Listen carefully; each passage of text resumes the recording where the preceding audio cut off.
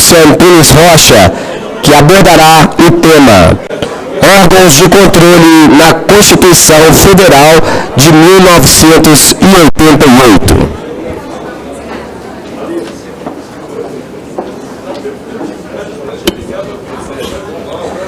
Para compor a mesa de honra, convidamos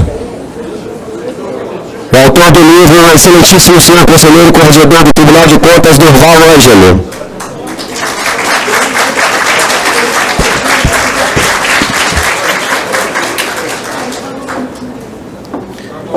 A excelentíssima senhora ministra do Supremo Tribunal Federal, Carmen Lúcia.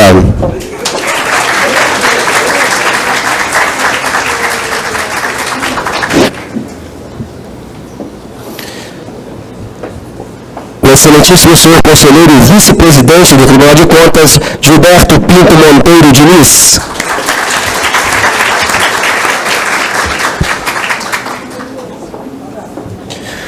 O excelentíssimo senhor presidente da Assembleia Legislativa do Estado de Minas Gerais, deputado Agostinho Patrus.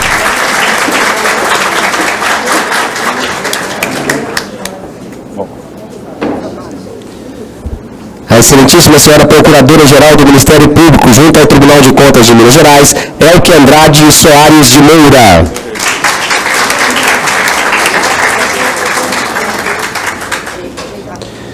E o excelentíssimo senhor presidente do Tribunal Regional Eleitoral de Minas Gerais, desembargador Marcos Lincoln dos Santos.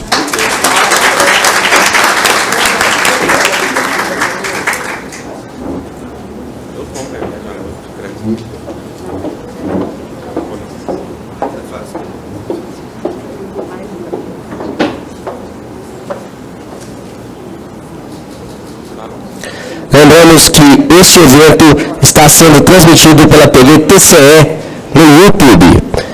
Depois de percorrer diferentes temas em publicações anteriores, como fé e política, direitos humanos e participação popular no livro Palavras, Atos e Julgados de um Conselheiro de Contas, o conselheiro corregedor do TCMG, Durval Ângelo, aborda questões da esfera do direito público e do direito administrativo, na perspectiva da atuação dos tribunais de contas.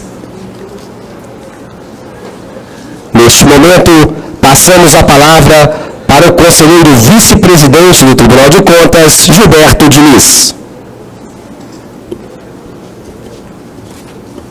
Muito bom dia a todos. É uma satisfação e uma honra para o Tribunal recebê-los aqui hoje, nesta manhã festiva. Sejam muito bem-vindos. Quero inicialmente cumprimentar aqui os componentes dessa mesa e com isso cumprimento a cada um de vocês. A excelentíssima ministra Carmen Lúcia Antunes Rocha, que nos honra com a sua presença. Muito obrigado, ministra. O presidente da Assembleia Legislativa do Estado de Minas Gerais, deputado Agostinho Patrus, o desembargador Marcos Lincoln, presidente do TRE, muito obrigado também pela visita. O conselheiro corregedor deste tribunal, nosso colega, conselheiro Durval Ângelo, que é o protagonista do dia de hoje, com o lançamento desta obra, que já é do conhecimento de vocês, e a doutora Elke, que é a Procuradora-Geral do Ministério Público junto ao Tribunal. Senhoras e senhores, nesse dia de hoje, tenho a honra de, em nome do presidente do Tribunal, Mauri Torres, e desta Corte, receber a excelentíssima ministra do Tribunal, do Supremo Tribunal Federal, a norte-mineira Carmen Lúcia Antunes Rocha, e o meu amigo conselheiro corregedor dessa Corte, Durval Ângelo, que lança mais uma das suas importantes obras para o meio jurídico, político e social, o livro Palavras, Atos e Julgados de um Conselheiro de Contas, que tem o prefácio da lavra da preeminente ministra Carmen Lúcia e o pós-fácio assinado pelo presidente, conselheiro Mauri Torres, traz uma rica fonte de consulta para operadores do direito, estudantes, administradores públicos, servidores e outros interessados na área do controle externo das contas públicas. A escolha da signatária do prefácio da obra aqui lançada não poderia ter sido melhor.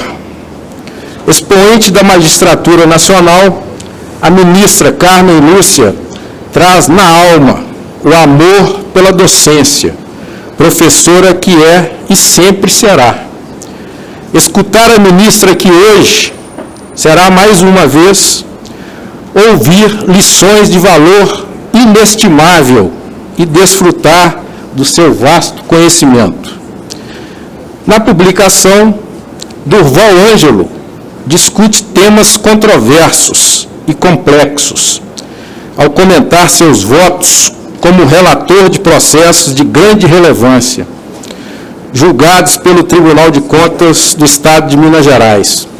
Alguns deles levaram a decisões inéditas, que se tornaram referência para os demais tribunais de contas do país, em questões para as quais ainda não havia consenso.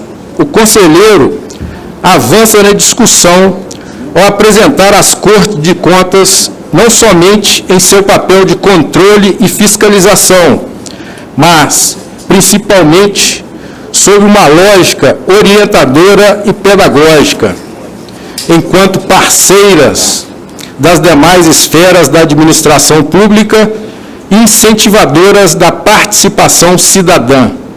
Nesse sentido, o conselheiro amplia a discussão sobre a independência e autonomia dos tribunais de contas, bem como ele resgata a importância do papel desses órgãos na consolidação do Estado democrático de direito, sobretudo um Estado de viés social como é o nosso Brasil. Atento aos temas atuais que mobilizam a sociedade, o autor discute ainda o assédio moral e sexual em órgãos públicos, inclusive nas Cortes de Contas, e apresenta uma síntese da cartilha de conscientização e combate ao assédio sexual nos tribunais de contas. Em um trabalho coordenado pelo autor, a cartilha foi produzida pelo Instituto Rui Barbosa, o IRB, e a Associação dos Membros dos Tribunais de Contas do Brasil. Encerro essas breves palavras para que possamos conhecer mais detalhes sobre a obra e ouvir a nossa excelentíssima ministra. Entretanto, antes de me despedir, não posso deixar de expor aqui a minha admiração pelo autor. Falar do conselheiro Durval Ângelo é mais do que listar suas qualidades como homem público, defensor ferrenho da preservação dos direitos humanos. É louvar o intelectual, o professor, o meu par como conselheiro neste tribunal. Um companheiro que compartilha conosco o sonho de construir uma sociedade mais justa para o cidadão e, mais de perto, uma realidade, sobretudo para uma realidade melhor, sobretudo para o cidadão mineiro. Conselheiro Durval, sucesso eu lhe desejo. Muito obrigado. E um abraço.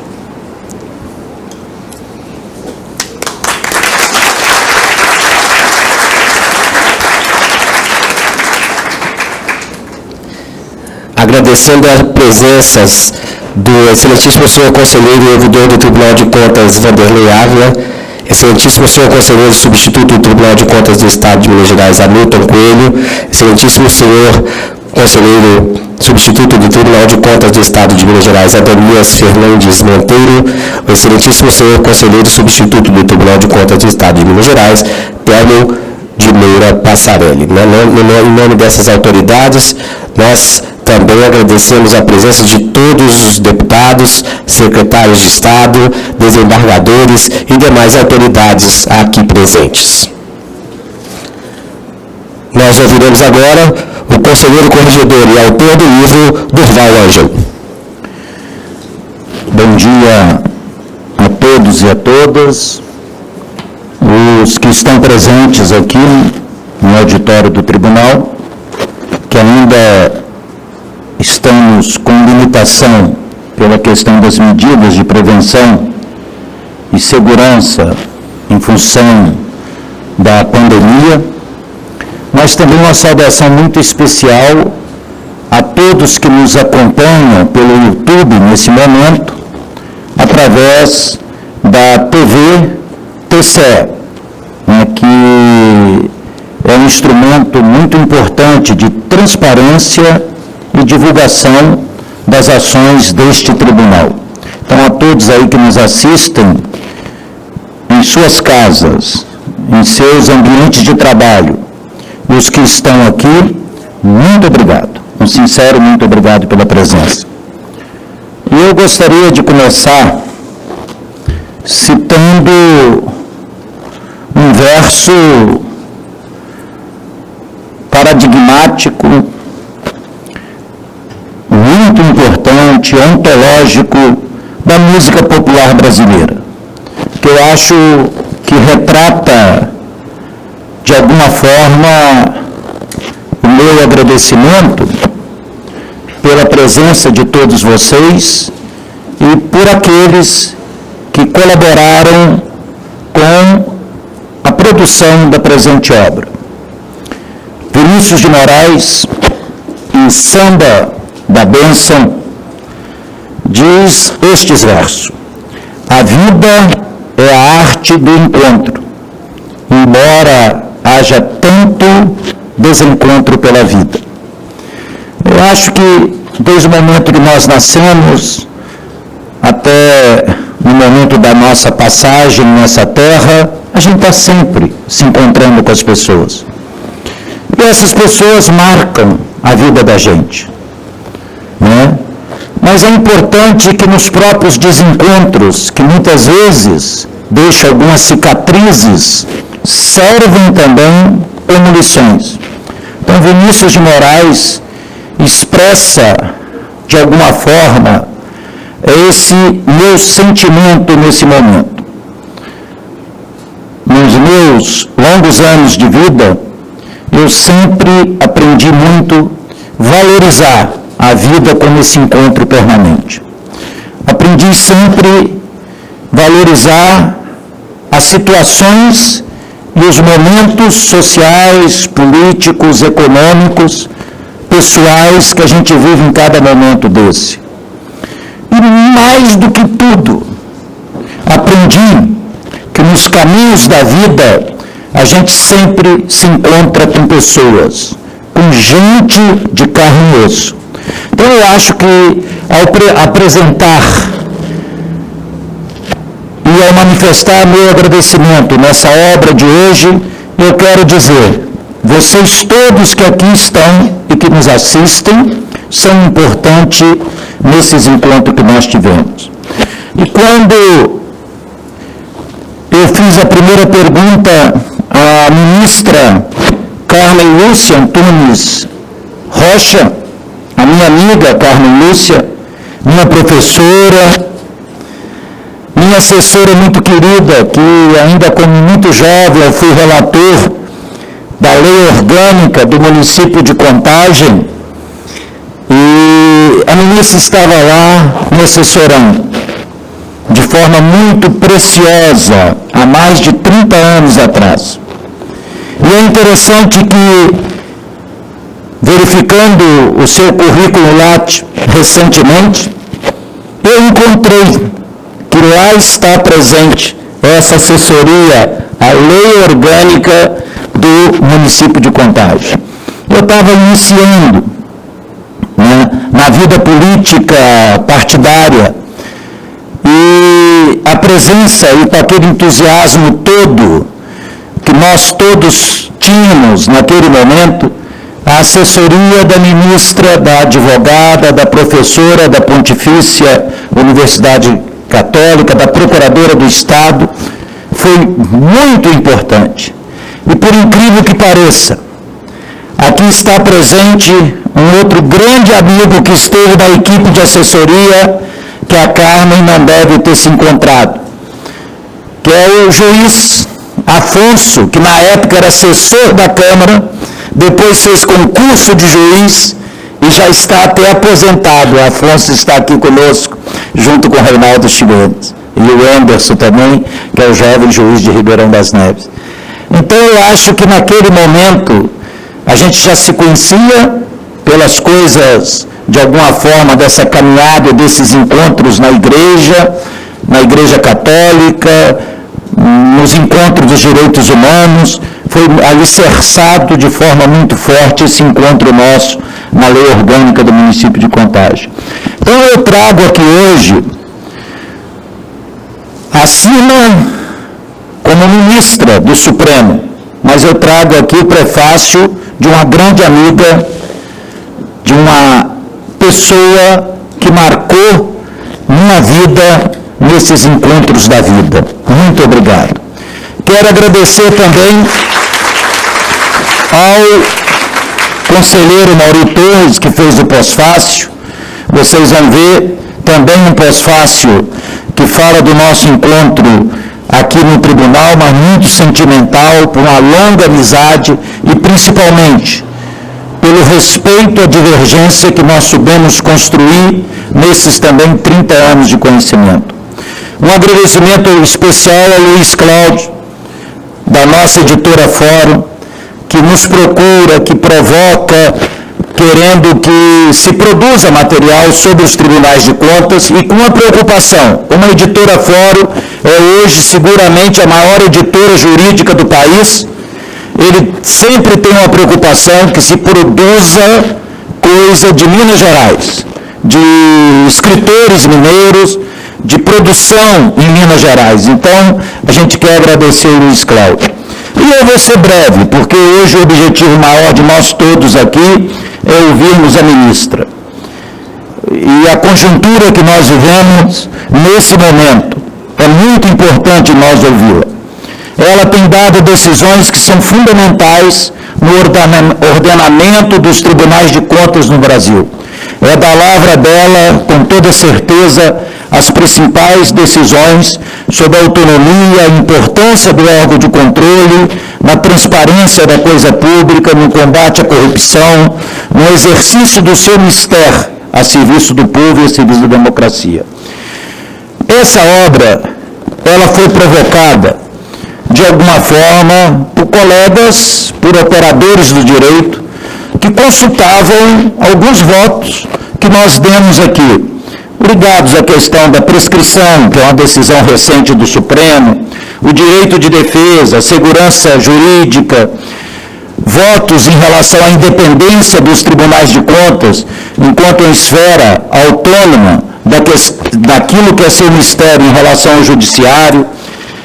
Também uma preocupação sobre a função educativa dos tribunais de contas, então dentro da linha da justiça restaurativa, que é um objeto que a gente tem trabalhado muito aqui em termos da corregedoria.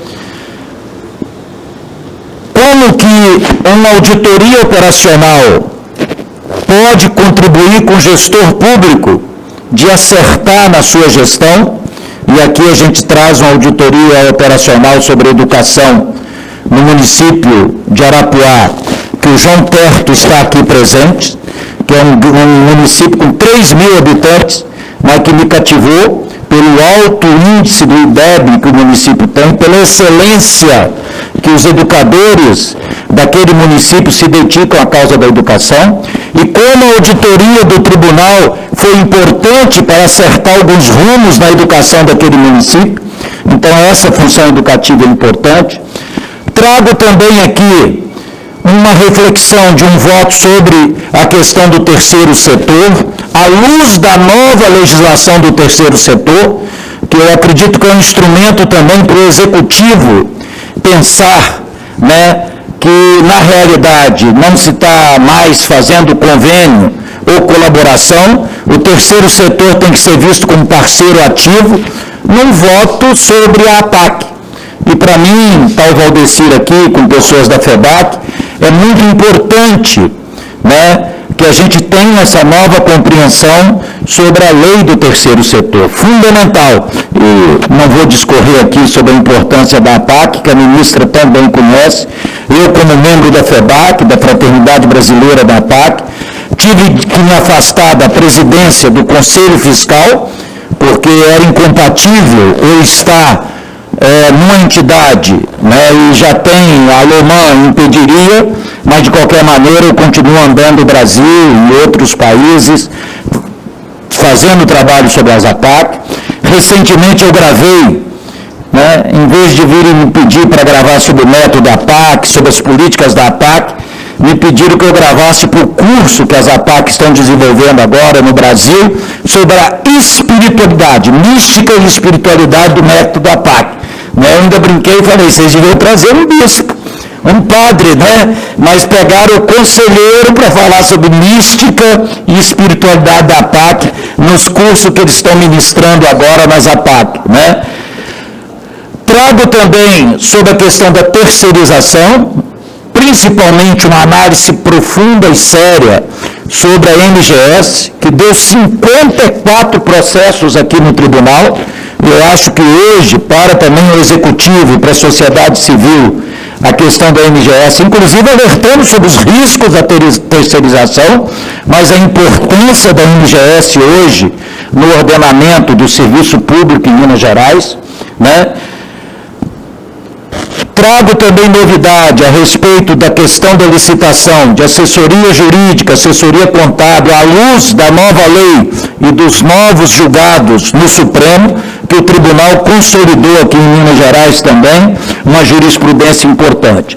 E, finalmente, eu fui convidado pela Tricom, que é o órgão, a Associação dos Conselheiros e Conselheiro Substituto dos Tribunais de Contas no Brasil, e do IRB, o Instituto Rui Barbosa, que é a Casa do Pensamento dos Tribunais de Contas no Brasil, um grupo, o trabalho de uma cartilha sobre assédio moral e sexual nos órgãos de controle no Brasil. E por que eu trouxe isso? Porque a primeira ferramenta, quando eu fui incumbido de coordenar pela Tricom e pelo IRB esse grupo de trabalho, foi uma pesquisa que nós fizemos no Brasil inteiro. E eu me lembro que quando nós fomos fazer essa pesquisa sobre assédio moral e sexual, alguns conselheiros mais experientes diziam, esse assunto é um tabu, ninguém vai responder. E nós demos 15 dias só para as respostas. Olha, Flávia, foram quantos questionários? 1.492? Quanto? 1.492 respostas dos 33 tribunais de contas no Brasil todo. Um bom questionário, eu disse, olha só, isso já mostra como essa questão é importante. Então foi algo que eu coordenei pelo Tribunal de Contas de Minas, a pedido da Tricom. Eu achei importante que, afinal, essa questão, que é uma questão de tema atual, no momento que a gente acha fundamental valorizar as questões de relações de gênero, relações de orientação sexual, a gente trazer esse debate e mostrar que o problema está presente também nos órgãos de controle. Então, eu agradeço a todos e digo, como Vinícius nos ensina, é bom encontrar todos vocês aqui hoje e nas redes sociais, porque isso é um sinal do nosso encontro que a gente já tem na vida. Obrigado.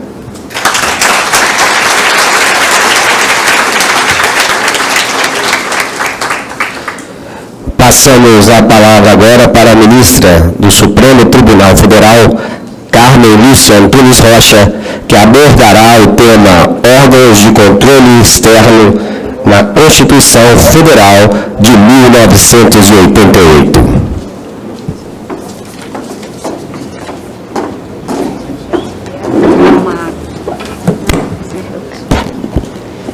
Bom dia, senhoras e senhores.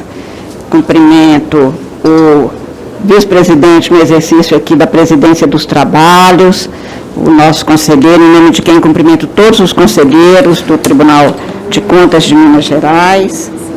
Cumprimento o senhor presidente da Assembleia Legislativa do Estado de Minas Gerais, meu bom amigo Agostinho Patrus, em nome de quem também cumprimento todos os integrantes e aqueles servidores que estejam, que participem presencialmente ou pelo YouTube, senhor presidente do Tribunal Regional Eleitoral de Minas Gerais, desembargador, em nome de quem cumprimento também todos os membros do Poder Judiciário e servidores, senhoras secretárias, senhoras procuradores, senhores participantes, queria que cada um se sentisse individual e pessoalmente cumprimentado por mim, não podendo fazer com cada um, eu vou cumprimentar na pessoa do meu grande amigo e mestre, Dr. Nédans Ulisses, querendo que com isso, como eu disse, que cada um se sinta cumprimentado.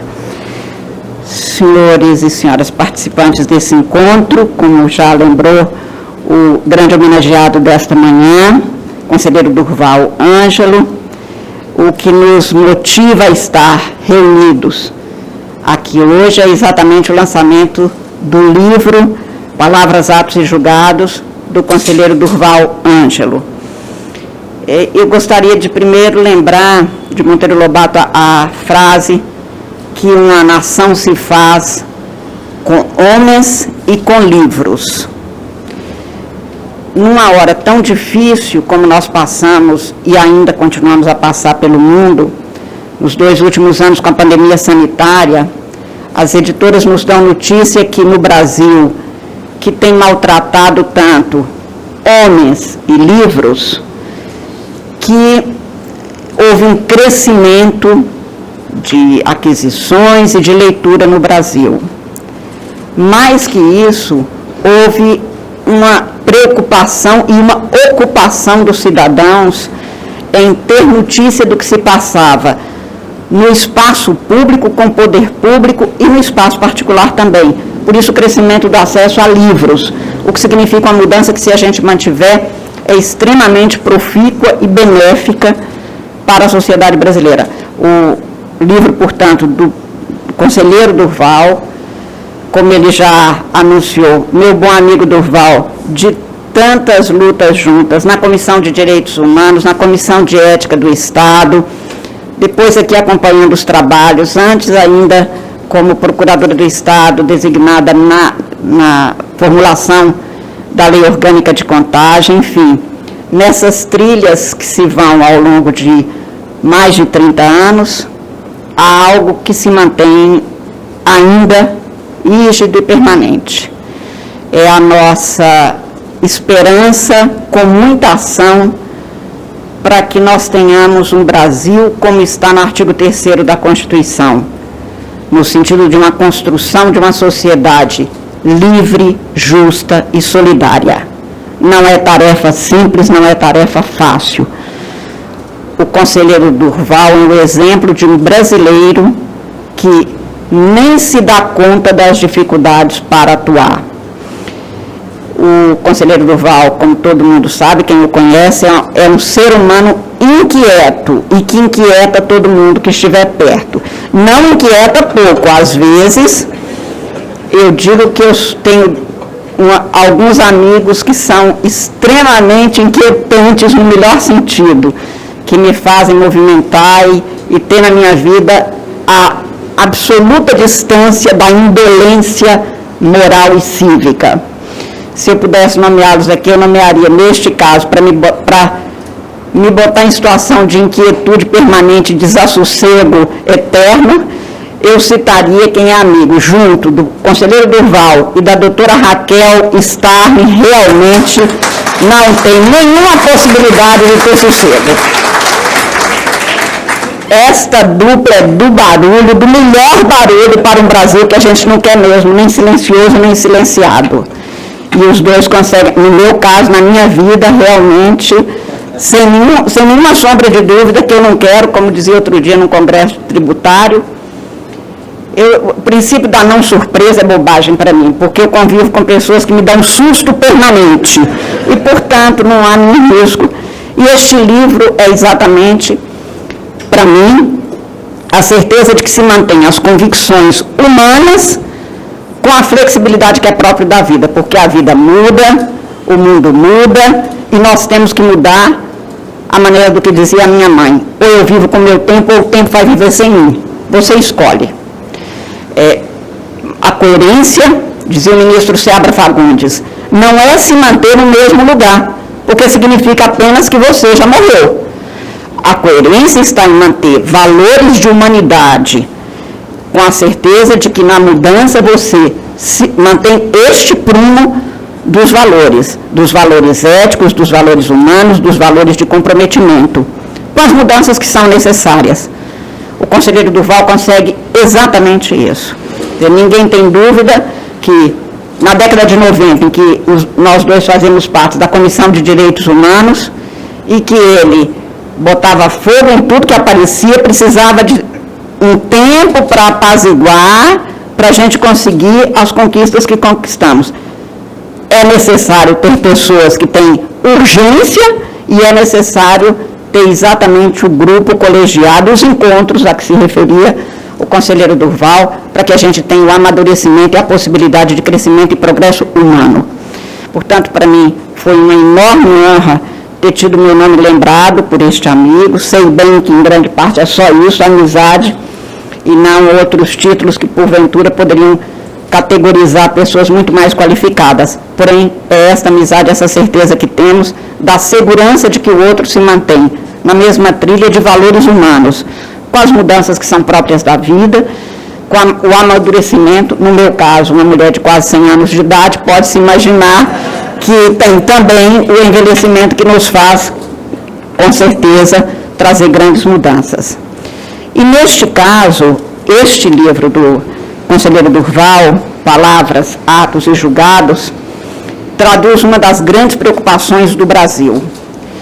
Eu gostaria de fazer algumas observações sobre o momento que nós vivemos e o papel dos tribunais de contas, dos senhores conselheiros, que são os que dão vida ao Tribunal de Contas, juntamente com todos os servidores, mas fazer algumas observações sobre a importância dos mecanismos, mas principalmente das instituições de controle do poder público.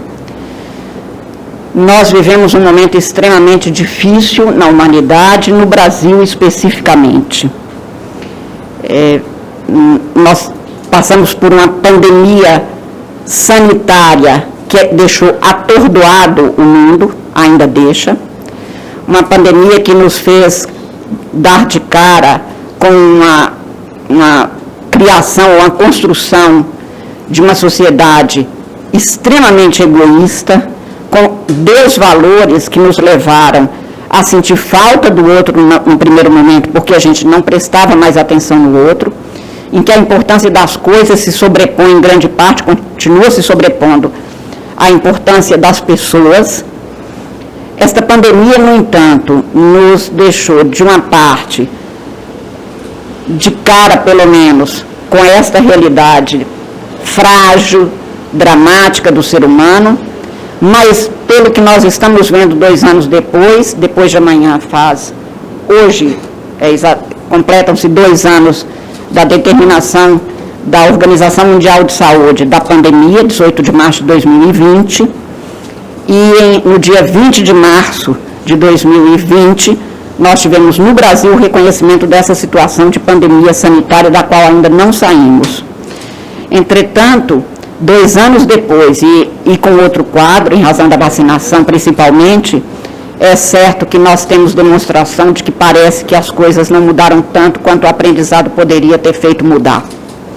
Continuamos a ter, agora, retornos, e retornos não ao trabalho pelas condições sanitárias, mas retornos que não necessariamente dão demonstração de que esse aprendizado aconteceu.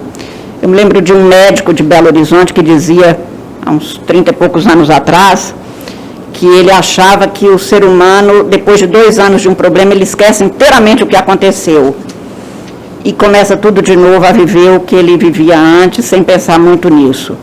Eu acho que essa pandemia sanitária deveria nos ensinar muito de humanidade, apesar de todas as desumanidades que nós vimos numa sociedade como a brasileira, que chega a mais de 650 mil mortos por Covid e que não precisava de ter acontecido, ao que tudo indica. Portanto, nós vivemos uma situação dramática, continuamos a viver, e era preciso mesmo que nós tivéssemos órgãos, tanto público, principalmente públicos e estatais, mas também na sociedade civil, que nos desse demonstração de que houve um aprendizado. É mais dramática a situação brasileira porque nós temos também uma pandemia política, uma pandemia econômica, uma pandemia humanitária, em que os valores são postos em questão e é preciso que a gente rapidamente pense nisso. Por isso, no caso brasileiro especificamente, o controle do exercício do poder público, dos gastos públicos, e esta pandemia deu a demonstração de como isso era necessário, quer pela atuação do Poder Judiciário, de todos os juízes brasileiros, desde o juiz singular numa pequena comarca até o Supremo Tribunal Federal, deu bem a mostra de que sem controle, Laird Epton tinha toda a razão. Todo poder corrompe, e o poder absoluto corrompe absolutamente, por isso tem que haver controle para que nós tenhamos governos éticos. Não é possível que a gente tenha no espaço público, principalmente, mas também no espaço privado, quem se aproveite de situações de tragédia humana para fazer com que a vacina não chegue igual para todo mundo, para que não tenha acesso à saúde como determina, com um sistema que é considerado um dos melhores do mundo, como é o SUS, e que se deu demonstração disso agora, da força e da correção de rumos do SUS, e que nem era valorizado, especialmente por nós da classe média. Precisou de uma pandemia para mostrar isso, e precisou de haver órgãos de controle do legislativo, do executivo mesmo pelo controle interno, mas também do judiciário, para determinar que se cumpra rigorosamente as finalidades, os objetivos da República, que são postos expressamente na Constituição. O controle de gastos públicos, mas não apenas dos gastos no sentido de valores, como está posto num dos capítulos dessa obra do conselheiro Durval. O controle da eficiência e do cumprimento das finalidades de cada política pública precisam de ser levados em consideração e controlados, porque não cabe a cada governante chegar e fazer o que bem entender, como entender, do jeito que achar que é bom. Nós temos representantes do poder público nos poderes públicos. Nós não temos substitutos de cidadãos. Nenhum de nós vota em substituto porque nós queremos estar presentes no exercício da coisa pública. Por isso é que precisa de haver controle. E por isso é que desde o final ainda do Império, as Cortes de Contas e depois, pela dicção de Rui Barbosa, os tribunais de contas têm a importância que têm e foram constitucionalmente previstos. E cada vez mais se alarga essa competência do Tribunal de Contas para que nós tenhamos a segurança como cidadãos de que o exercício do poder público se faz segundo o que é determinado nos limites e nos termos da Constituição e das leis.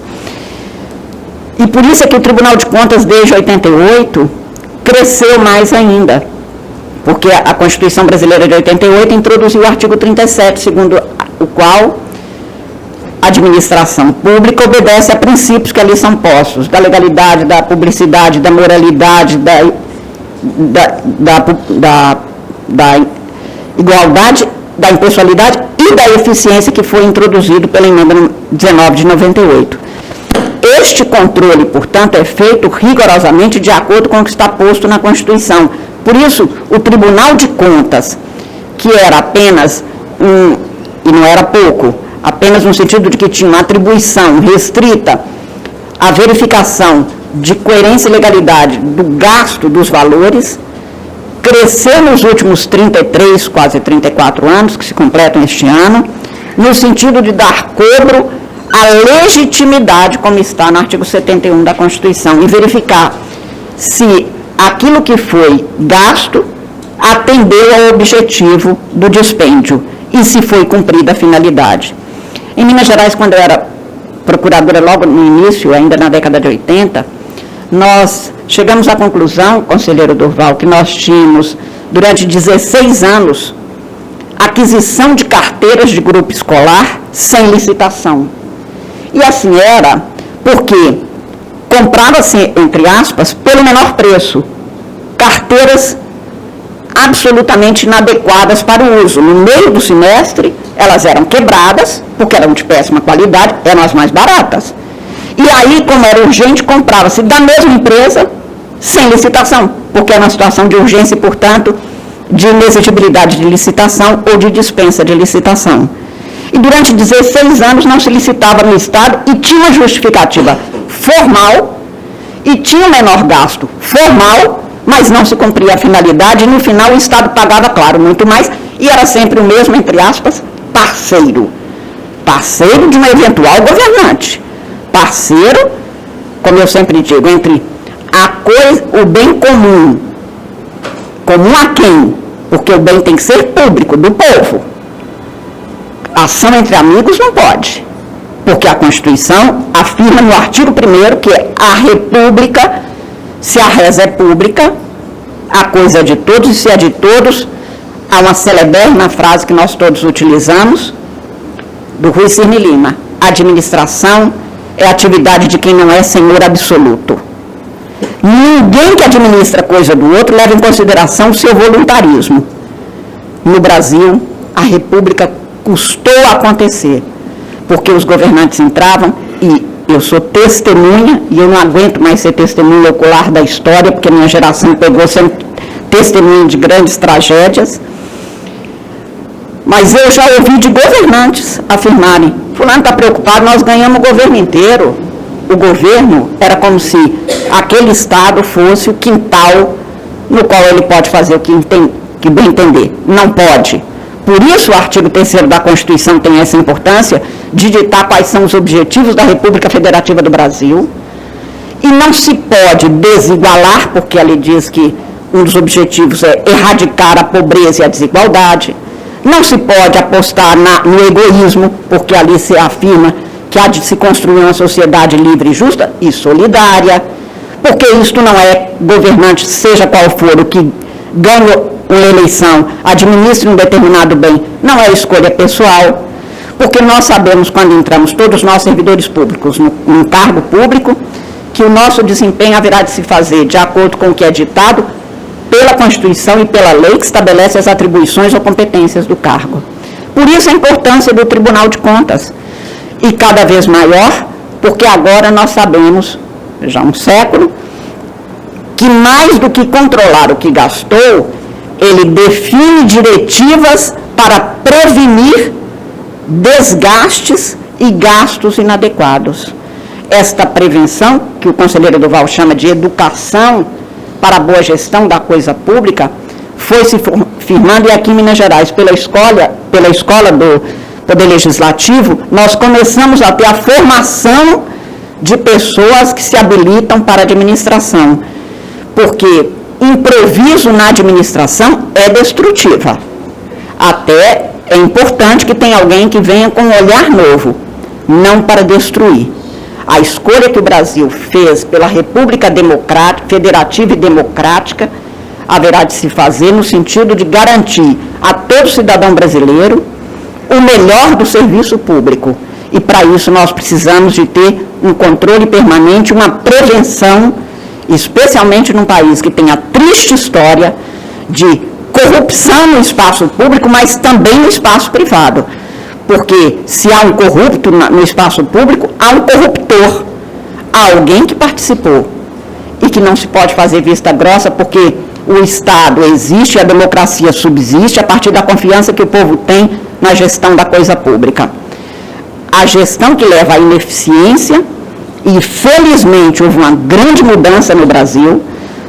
A cidadã que tem um filho de 7 anos, ela fica esperando que haja uma escola de qualidade para o filho dela, e ela sabe que ela tem um direito constitucional a este bem, a este patrimônio jurídico. Esta é uma mudança que foi propiciada por essa Constituição de 88, pela atuação de órgãos como os tribunais de contas. Rui Barbosa não foi um brasileiro que alguém possa ignorar. Rui Barbosa, e 100 anos depois de Rui Barbosa, no início da República, no final do século XX, um outro grande brasileiro, um dos maiores juristas do século passado, Miguel Seabra Fagundes, também mantinha este gosto pelo Tribunal de Contas, afirmando que o bom desempenho do Tribunal de Contas haveria de propiciar condições para que a República Brasileira se completasse. Tribunais de Contas como o do Estado de Minas Gerais, que dão o exemplo, eu dizia há pouco exatamente que são modelares e que nos faz, fora de Minas Gerais, ao escutar as referências elogiosas, extremamente honradas pelo desempenho que aqui se tem, são exemplos, portanto, do que se pode fazer no exercício do controle preventivo da legalidade, da impessoalidade, mas tudo isso se passa também por uma abertura que os tribunais de contas começam a propiciar, incluídos os estaduais e o da União, pela participação do cidadão, um dos únicos órgãos que permitem que qualquer pessoa do povo possa chegar e se manifestar, e ele investiga e leva a cabo aquilo que precisa de ser devidamente investigado, sem nenhum arrobo de demasia, de excessos. Portanto, todos os julgamentos que o Supremo Tribunal Federal tem feito, e o conselheiro Durval faz referência a muitos desses julgados neste livro, demonstram bem a preocupação. Eu fiz um levantamento na segunda-feira agora sobre o número de mandados de segurança no Supremo, sob a minha relatoria, e verifiquei que 60% são questionando atos do Tribunal de Contas da União, por certo, porque eu estou falando do Supremo. Destes, mais de 50% são denegados, ou seja, confirma-se o que o Tribunal de Contas determinou em relação às pessoas, mas aos servidores, aos órgãos públicos. Mas o que é importante é que todos nós, quando somos devidamente julgados nas nossas contas pelo Tribunal de Contas, no meu caso da União, e tanto como no presidente do TSE, do CNJ e do Supremo eu verifico a grande mudança que houve entre o momento que nós estamos vivendo e momentos antes da Constituição, em que um presidente de um tribunal, como o Supremo, fazia a sua gestão esperando que 2 anos depois o Tribunal de Contas verificasse. A minha gestão foi feita com um convidado que fiz do Tribunal de Contas para que ele participasse durante os 2 anos, de tal maneira que se tivesse que haver alguma correção de rumos, eu estava com tudo aberto, tanto no Tribunal Eleitoral quanto no Supremo Tribunal, para que imediatamente fosse refeito, porque a minha vontade era de acertar, o que não significa que você não tenha a possibilidade de errar. E por isso mesmo, o julgamento das minhas contas, me disse então, era o presidente Zimmer, e ele dizia, depois de mais de 20 anos, nós tivemos contas que foram julgadas sem ressalva, foram aprovadas inteiramente, e eu dizia, porque durante os 2 anos, o próprio Tribunal de Contas esteve junto comigo, afirmando, inclusive adotando algumas experiências para que outros órgãos públicos pudessem igualmente acertar. Portanto, no meu caso, o papel do Tribunal de Contas sempre foi de uma garantia de que eu poderia atuar sem nenhum receio de que sobreviesse alguma novidade que não fosse exatamente aquilo que a lei determina. E eu acho que para todo bom administrador, no sentido de querer ser honesto, correto nos gastos, nem vou dizer do judiciário, que é um reloginho, o desembargador Lincoln sabe disso, mas principalmente para o executivo, a presença do Tribunal de Contas e as novas formas de atuação aberta, permanente, com auditorias, como lembrou o conselheiro Durval, no caso da educação, da saúde, é uma grande demonstração de que o que a Constituição também determina, da harmonia entre os poderes, é essencial para que a gente tenha a efetividade das políticas públicas para o bem-estar de todos os cidadãos. Eu termino lembrando que, a despeito de todas as dificuldades que nós estamos passando, e que não são poucas, e que não se resolverão por milagre, portanto, é preciso realmente que o poder público se empenhe e a sociedade civil participe efetivamente na gestão da coisa pública. É certo que termos órgãos como os tribunais de contas, 33 tribunais de contas no Brasil, conselheiros como os que nós temos em Minas Gerais, e dou exemplo aqui, conselheiro especialmente na pessoa do conselheiro Durval, pelo momento e pelo motivo que nos reúne nessa manhã, é sempre para todos nós um sinal de confiança no Brasil e de esperança para os meninos de hoje, que certamente não terão pandemias tão graves quanto a nossa, pela sensibilidade e desempenho que o livro demonstra que o conselheiro Duval tem. Muito obrigada mais uma vez pela honra de ter sido ouvida.